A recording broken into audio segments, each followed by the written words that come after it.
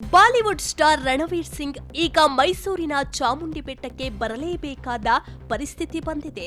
ಹೌದು, ಚಾಮುಂಡಿ ತಾಯಿ ಬಗ್ಗೆ ಅವರು ಆಡಿದ ಒಂದು ಮಾತು ಈಗ ಅವರನ್ನ ಹೈಕೋರ್ಟ್ ಮೆಟ್ಟಿಲೇರಿಸಿದೆ. ವಿಷಯ ಏನಪ್ಪಾ ಅಂದ್ರೆ, ಗೋವಾದಲ್ಲಿ ನಡೆದ ಅಂತಾರಾಷ್ಟ್ರೀಯ ಚಲನಚಿತ್ರೋತ್ಸವದಲ್ಲಿ ರಣವೀರ್ ಸಿಂಗ್ ಅವರು ರಿಷಬ್ ಶೆಟ್ಟಿ ಅವರ ಕಾಂತಾರ ಸಿನಿಮಾ ಬಗ್ಗೆ ಮಾತನಾಡುತ್ತಾ ಚಾಮುಂಡಿ ದೇವಿಯನ್ನ ಫೀಮೇಲ್ ಗೋಸ್ಟ್ ಅಂದ್ರೆ ಹೆಣ್ಣು ದೆವ್ವ ಅಂತ ಕರೆದಿದ್ರು. ಇದು ಕನ್ನಡಿಗರ ಮತ್ತು ಭಕ್ತರ ಧಾರ್ಮಿಕ ಭಾವನೆಗೆ ದೊಡ್ಡ ಮಟ್ಟದ ಧಕ್ಕೆ ತಂದಿತು. ಈ ಸಂಬಂಧ ಬೆಂಗಳೂರಿನಲ್ಲಿ ಎಫ್ಐಆರ್ ದಾಖಲಾಗಿತ್ತು.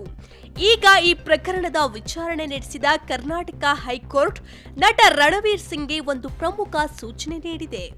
ತಾನು ಮಾಡಿದ ತಪ್ಪಿಗೆ ಅಫಿಡವಿಟ್ ಮೂಲಕ ಕ್ಷಮೆ ಕೇಳಿರೋ ರಣವೀರ್ ಮುಂದಿನ 4 ವಾರಗಳಲ್ಲಿ ಮೈಸೂರಿನ ಚಾಮುಂಡಿ ಬೆಟ್ಟಕ್ಕೆ ಭೇಟಿ ನೀಡಿ ತಾಯಿಯ ದರ್ಶನ ಪಡೆಯಲೇಬೇಕು ಅಂತ ಕೋರ್ಟ್ ಆದೇಶಿಸಿದೆ. ದೈವ ಮತ್ತು ಧರ್ಮದ ವಿಷಯದಲ್ಲಿ ಆಡುವ ಮಾತುಗಳು ಎಚ್ಚರಿಕೆಯಿಂದ ಇರಲಿ ಅನ್ನೋದಕ್ಕೆ ಇದೇ ಸಾಕ್ಷಿ.